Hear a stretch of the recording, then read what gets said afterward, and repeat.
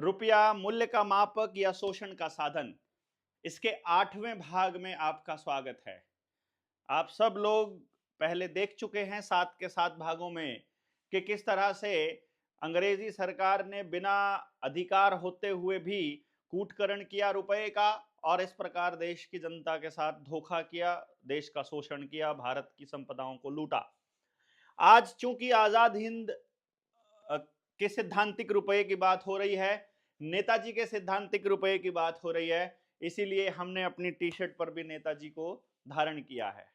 आपने देखा है कि किस तरह से उसी वक्त ये जो 3 योद्धा हैं जो आपको मेरी कमर पे नजर आ रहे होंगे, भगत सिंह, राजगुरु, सुखदेव, जिनकी प्रतिमा का हम लोगों ने 23 मार्च 2025 को समालखा में स्थापना की थी, जिसकी स्थापना मूर्ति की, वही लोग इस सरकार के इन षड्यंत्र को समझते थे।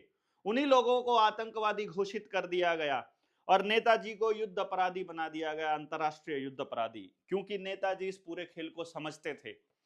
आज के दौर में आपने कुछ ऐसे लोग जो पहले हम लोगों के साथ ही क्रांतिकारी होने का दावा भरते थे, वो लोग अब सरकारों के साथ मिल गए हैं और हमारे ही खिलाफ मुहिम चलाए हुए हैं। जनता सरकार मोर्चा के साथ मुहिम चलाए हुए हैं, स्पेशली देवेंद्र भलारा की खिलाफत करने पर और किसी भी तरह से उसके चरित्र हनन पर दिन रात लगे हुए हैं।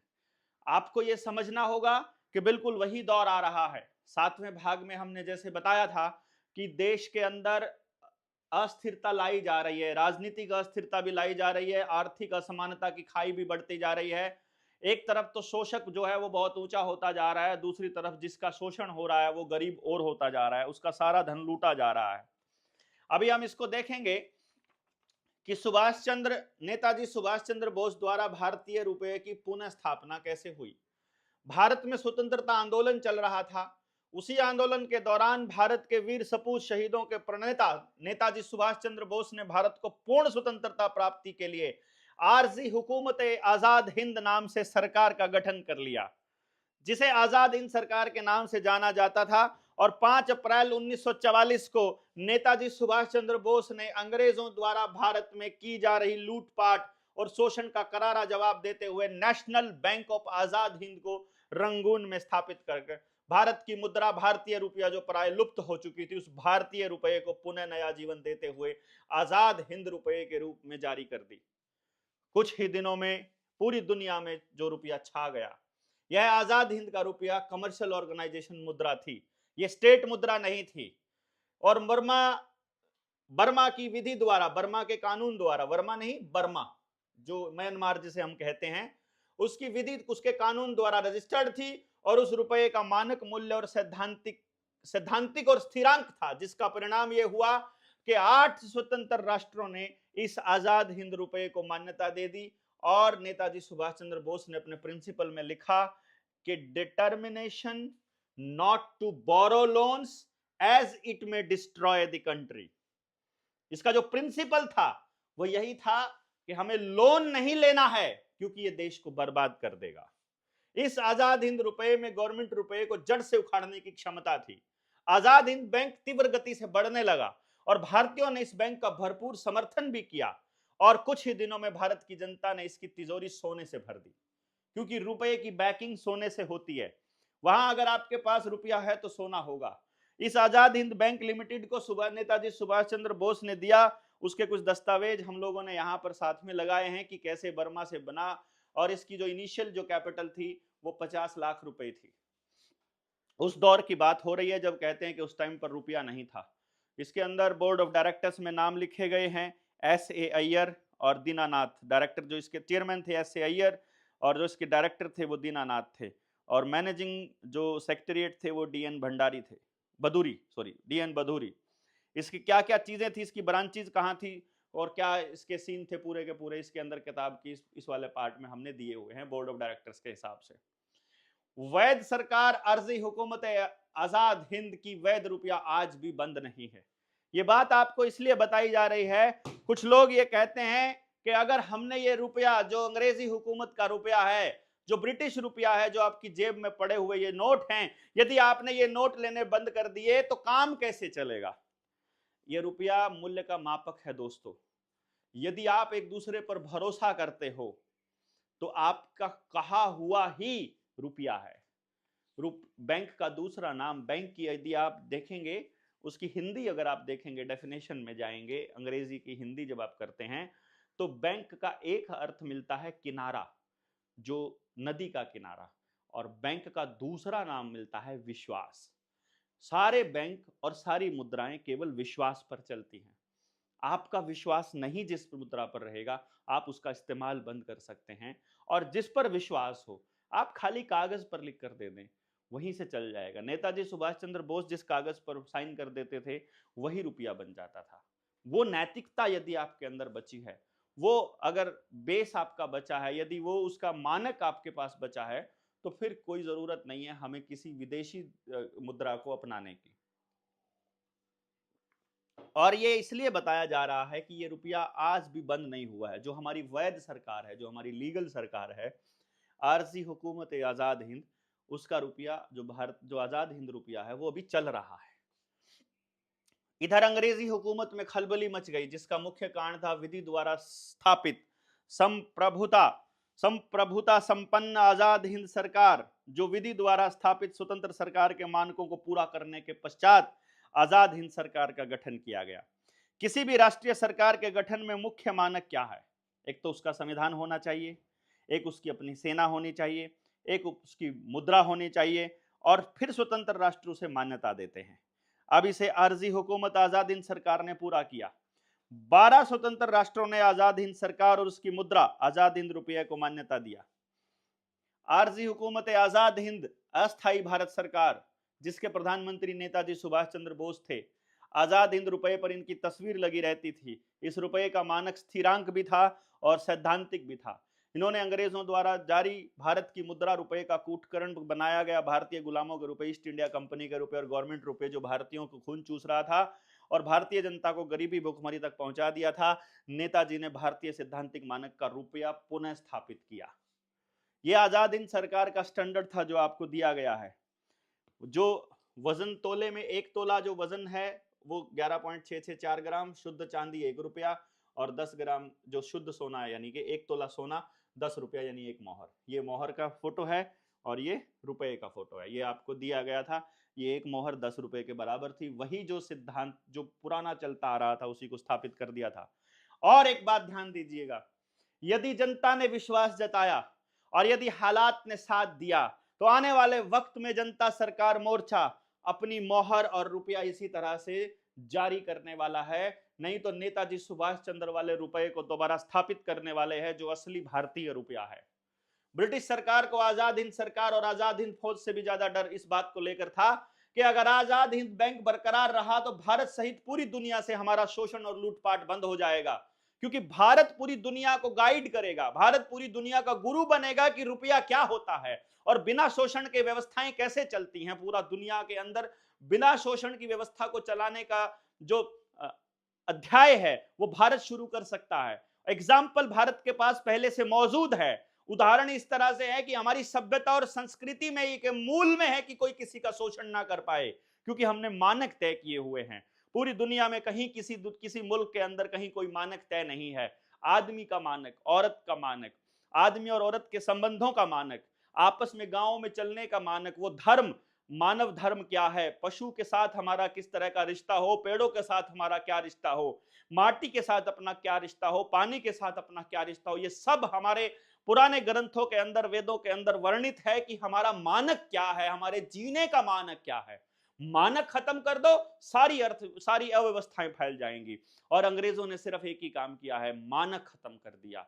हमारे खाने का मानक खत्म कर दिया, बोने का मानक खत्म कर दिया, उगाने का मानक खत्म कर दिया, पीने का मानक खत्म कर दिया और जीने का मानक खत्म कर दिया, रिश्तों के मानक खत्म कर दिए, रुपए के मानक खत्म कर दिए। मानक मतलब स्टैंडर्ड, एक लेवल है, इस लेवल से ऊपर के व्यक्ति को इंसान कहा जाएगा, इस लेवल से नीचे वाले को शैतान कहा जाएगा या हैवान कहा जाएगा या अपराधी कहा जाएगा। ये सब मानक हैं, स्टैंडर्ड है।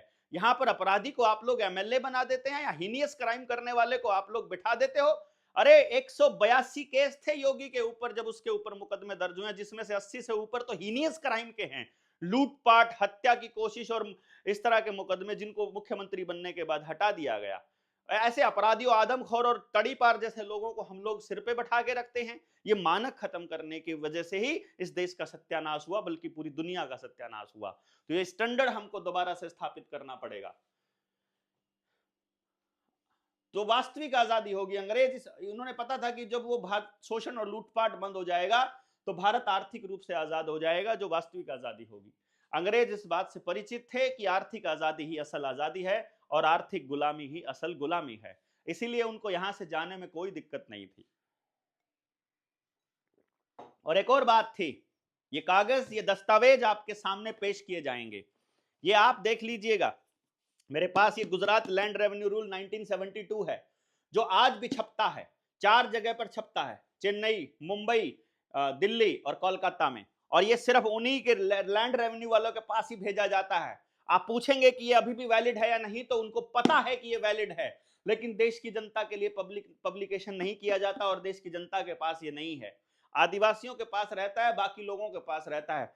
इसका अगर आप जाएंगे पेज नंबर 396 पर 24 नंबर कॉलम यदि आप खोलकर देखते हैं, इसके अंदर स्पेशल रूप के अंदर लिखा हुआ है कि इन अंग्रेजों को यहां पर जो ये व्यापार करने की, जो शहर बसाने की और शहरों को मतलब गांव से अलग रखने की और ये पारिवारिक व्यापारिक गतिविधियां जारी करने की परमिशन मिली थी मात्र 99 साल के लिए। और वो 99 साल ये 24 नंबर में गया कि हर हाल में उनको 1969 तक इस देश से गायब हो जाना है। तो उन लोगों ने पूरी कोशिश करी कि 47 में आजादी का नाटक किया जाए, उसके बाद काले अंग्रेजों को सत्ता के ऊपर बैठा दिया जाए और 1969 तक आने वाले जो 20 साल होंगे, 20-22 साल, उसमें ऐसी व्यवस्था बना दी जाए जिसके अंदर ये भारत के लोगों को इसी व्यवस्था का गुलाम बना दे और लोगों को पता भी ना चले कि तुम असल में आजाद हो और शहरी व्यवस्था भारत की व्यवस्था का हिस्सा नहीं है। शहरी व्यवस्था अंग्रेजी व्यवस्था का हिस्सा है। भारत की संस्कृति के अंदर व्यापार नहीं है। हम लोग किसी भी कार्य को व्यापार में नहीं लेते, इसलिए हम लोग लेन देन इस तरह से रखते हैं जैसे पारिवारिक हो। पूरी दुनिया को परिवार मानने वाला भारत जब किसी को कुछ देता है तो बदले में लेने की उम्मीद नहीं रखता है, क्योंकि वो व्यापारिक रिश्ता नहीं रखता है। इसीलिए गांव आजाद थे, क्योंकि वो व्यापार नहीं करते थे किसी भी चीज का। इन्होंने हर चीज के अंदर व्यापार डाल दिया। और अब तो ये पेस्टिसाइड, यूरिया, डीएपी की सब्सिडी जब दे रहे हैं और उसके बाद किसान को एमएसपी के नाम पर पैसा, हमको इतना पैसा चाहिए, हमको इतना पैसा चाहिए, उसको व्यापार की श्रेणी में लेकर के आ रहे हैं। और ये खेती के 3 कानून इसी का षड्यंत्र है और किसानों को इस बात का पता भी नहीं है। हम लोग करेंगे इसके ऊपर बहुत बहुत लंबी चर्चा और बड़ा लंबा खेल, इसको पूरा जानेंगे किस तरह से ये बनी। ये पूरा चला। अब इसके अंदर आजाद हिंद सरकार द्वारा अपनी मुद्रा चलन में लाने से इसकी इतनी ताकत बढ़ गई कि ब्रिटिश साम्राज्यवाद को चुनौती देते हुए नेताजी सुभाष चंद्र बोस ने तुम मुझे खून दो मैं तुम्हें आजादी दूंगा और दिल्ली चलो का नारा देते हुए मित्र देशों के सहयोग से अंग्रेजों से भीषण युद्ध किया, जिसमें अंग्रेजों की कमर तोड़ डाली। इस युद्ध में भारत के लाखों शहीदों ने अपनी जान की कुर्बानी दी। लगभग 10,000 आजाद हिंद सैनिकों को बंदी बना करके अंग्रेजों ने दिल्ली के लाल किले में रखा और उन पर खुलेआम मुकदमा चलाकर अंग्रेजों में फांसी देने की योजना थी। इस गाथा को भारत की जनता से छुपाया गया। आपको जानकर बड़ी चिंता होगी कि इन्होंने इतना बड़ा काम किया, नेताजी ने, और उस समय अंग्रेजों ने और भारत के नेताओं ने भारत की जनता को आजाद हिंद सरकार और उसके कार्यों की जानकारी आप तक नहीं पहुंचने दी। ये एक संयोग है कि अंग्रेजों द्वारा आजाद हिंद सैनिकों पर खुलेआम मुकदमा चलाकर फांसी देने की योजना का पता जब भारत की जनता को मालूम पड़ा तो देश की जनता आंदोलित हो गई। और देश की जनता जब आंदोलित हुई तब जाकर अंग्रेजों ने अपनी फांसी देने की योजना टालनी पड़ी और नेताजी की इस दौरान मृत्यु हो गई 1945 में। जो आजाद हिंद सेना के कुछ लोग हैं वो आज भी कहते हैं कि नेताजी जिंदा हैं। भारत स्वाभिमान के कुछ लोग कहते हैं कि नेताजी वापस आएंगे। वो चीज़ों पर ना पढ़ते हुए यदि हम इस चीज़ को समझ पाएं कि 1945 में नेताजी सीन से बाहर हो गए, ये अफवाह फैलाई गई कि वो एक दूसरा पक्ष कहता है कि नेताजी जिंदा है, ऐसा प्रचलित करके नेताजी को जिंदा और मुर्दा में उजाल दिया गया और नेताजी का आजाद हिंद सरकार, आजाद हिंद बैंक और आजाद हिंद का धन संबंधित दस्तावेजों को जब्त करके रख लिया गया। आजाद हिंद सेना का कोई भी दस्तावेज बाहर क्यों नहीं आ पाया? आज के टाइम पर अपने आप को भारत देश के देशभक्तों की सरकार कहने वाले नरेंद्र मोदी और अमित शाह ने इस दिन दस्तावेजों को बाहर क्यों नहीं किया? वो लूट का रुपया कहां है? आजाद हिंद बैंक का सोना किसके पास है? वो पैसा कहां है और देश की जनता को वापस क्यों नहीं किया गया? उसको राष्ट्रीय संपत्ति घोषित क्यों नहीं किया गया, और उसको उनसे जुड़े दस्तावेजों को अभी तक बाहर क्यों नहीं लाया गया? ये भी तो बड़ा सवाल बनता है ना, जिसका जवाब जनता सरकार मोर्चा आने वाले टाइम में पूछने वाला है। सभी क्रांतिकारियों को जिनको भी इन लोगों ने आतंकवादी घोषित किया है, उनको हम लोग ये लड़ाई लड़ेंगे कि उनको क्रांतिकारी की संज्ञा दी जाए और उनको देश के अंदर लड़ने वाले, स्वतंत्रता संग्राम के अंदर लड़ने वाले स्वाधीनता सेनानी के रूप में जाना जाए, ना कि आतंकवादियों के रूप में, जिस तरह से वहां पर लिखा हुआ है उनके दस्तावेजों में। भारत के लिए मर मिटने वाले उन शहीदों और नेताजी सुभाष चंद्र बोस से संबंधित दस्तावेजों को भारत की जनता से छुपाना देशभक्ति कहा जाएगा या फिर देशद्रोह कहा जाएगा? आप बताइए कमेंट बॉक्स में लिख करके, आप इसे देशभक्ति कहेंगे या देशद्रोह कहेंगे? आरटीआई के अंतर्गत 19 जून 2015 को जो प्रश्न नंबर 7 पूछा गया था, जो पेज नंबर हमने दिए हैं वो उसमें मेंशन किया हुआ है। जो पिछले वाला पेज नंबर था, ये मैं आपको बता रहा हूं, 7वें पार्ट में जो बताया गया था 189 से 197 तक, वहां पर इसकी जानकारी हमने इसमें दी हुई है कि national bank of Azad Hind limited की करेंसी से लेन देन किसके द्वारा बंद कराया गया और किस कारण बंद कराया गया और किस सन से बंद कराया गया। आपको बता देते हैं, इसमें प्रधानमंत्री, वित्त मंत्री, रिजर्व बैंक ने इसका उत्तर दिया है कि अध्यक्ष सीपीआईओ के पास विनिमय माध्यम के रूप में सोने के मानक और डॉलर के प्रयोग के मानक हेतु विधिक प्रारूप की किसी वैध मुद्रा का कोई दस्तावेज उपलब्ध नहीं है। सोने और चांदी से लेने का यानी उस वैध मुद्रा का कोई भी दस्तावेज हमारे पास नहीं है। रिजर्व बैंक ऑफ इंडिया ने कहा कि वांछित सूचना हमारे पास उपलब्ध नहीं है और आजाद हिंद सरकार की वैध आजाद हिंद बैंक और मुद्रा भारतीय आजाद हिंद रुपया वैध थी और वैध है। ये रिजर्व बैंक से उत्तर से स्पष्ट हो रहा है। हमने कहा कि जब आजाद हिंद बैंक और उसकी मुद्रा को किसी सरकार ने बंद ही नहीं किया तो इसका मतलब यह है कि वैध बैंक है और वैध आजाद हिंद रुपया है और वो आज भी चलन में है। अगर भारत सरकार के पास और रिजर्व बैंक के पास इसके बंद होने का कोई दस्तावेज नहीं है तो इसका मतलब है वो आज भी चलन में है। तो भारत की जनता से लेन देन क्यों नहीं किया जाता? ये एक सवाल बनता है कि उसी मुद्रा में, वैध रुपए में, जब ये ब्रिटिश रुपया अवैध है तो वैध रुपए में इसका लेन देन क्यों नहीं कर रहे? भारत को आजादी मिलने के बाद भारत के शहीदों द्वारा स्थापित वैध बैंक और वैध आजाद हिंद रुपया था, तो जिन अंग्रेजों ने भारत को सैकड़ों साल गुलाम बना करके रखा और जिस रुपए से भारत को लूटा और लूट रहे हैं, उस ईस्ट इंडिया कंपनी रुपए और गवर्नमेंट रुपए को कूट खरीद जो विधि शून्य है, उससे लेन देन क्यों? विधि शून्य मतलब जिसकी लीगल वैल्यू जीरो है, उससे लेन देन क्यों चल रहा है? सवाल ये है, इसका जवाब भारत सरकार देगी कि नहीं देगी? ये भी बड़ा सवाल है ना, कि इस सवाल का जो जवाब है वो हमारी केंद्रीय सरकार देगी कि नहीं देगी। ये देखिएगा, ये हमने कुछ ये इस पेज के ऊपर दिए हुए हैं, जो नेताजी का जो रुपया है उसको छापा गया है। इसमें लिखा हुआ है RG Hukumat Azad Hind, Arzi Hukumat Azad Hind, Azad Hind bank, Azad Hind bank, Netaji का बॉन्ड है ये, जय हिंद, promise to pay the bearer the sum of 1000 rupees.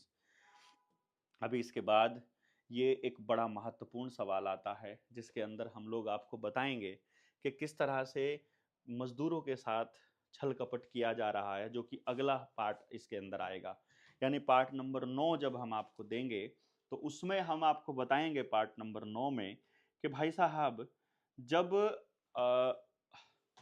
आपके पास अगर लीगल रुपया आपको दे दिया जाए, आपको आपकी मजदूरी के रूप में, आपकी फसल के रूप में, आपकी कपास है, चाहे आपका गेहूं है, चाहे वो उसमें लीगल रुपए में यदि आपसे लेन देन किया जाए, तो वो लीगल रुपया में आपके फसल की वैल्यू कैसे मापेंगे आप?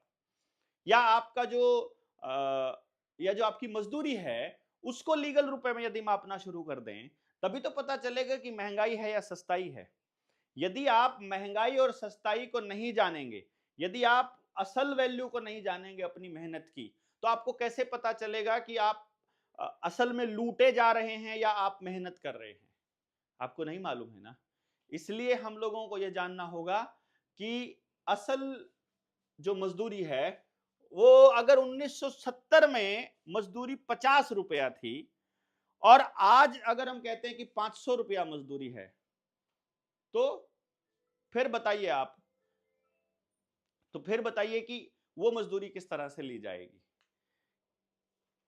और उसकी उसकी गणना कैसे की जाएगी।